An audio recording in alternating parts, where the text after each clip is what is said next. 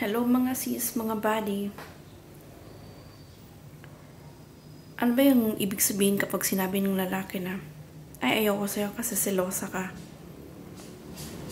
Maaaring masasabi natin na gusto niya makipaghiwalay kasi nga parang nasasakal siya sa'yo. Kasi hindi pala totoo yung pagmamahal niya sa'yo. Tapos sasabihin lang, nakakasakal ka na, napakasilosa mo. Diba, ang alam natin, yung pagsiselos ay tanda ng pagmamahal sa ating partner. Pero kung halimbawang, kung nasa tama lang naman, or kumbaga nasa lugar lang naman yung pagsiselos mo, tapos sasabihin niya na, ay, napakasilosa mo, maghiwalay na lang tayo. Nako girl, kung gusto niya yan, ibigay mo sa kanya yung breakup na gusto mo. Kasi, ang sinasabi ko dito, kung tama yung pagsiselos mo, pagsiselos na kung halimbawa nakita mong nakikipaglandian siya sa ibang babae, where in fact kayo, diba dapat ganun? Tapos, yung pagsiselos mo tinanong mo lang naman sa kanya, tapos na-confirm mo na ganun, tapos nakita mo yun, nagkipaglandian, nag-holding hands, nagyakapan na, or nag-kiss. Sino namang tanga or babae na karelasyon, ang hindi masasaktan, hindi magsiselos, diba?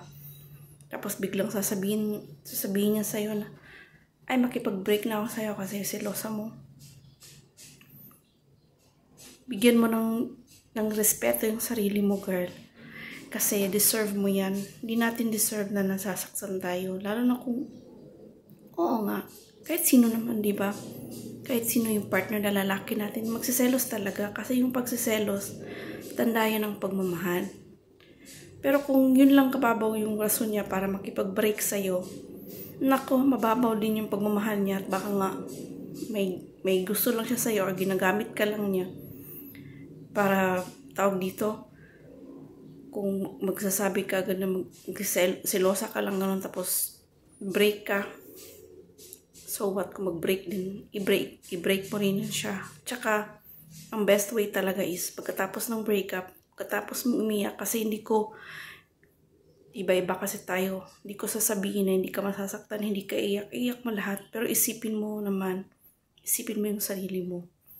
Hindi ka dapat malugmok. Kung nag-break man kayo, umiyak ka.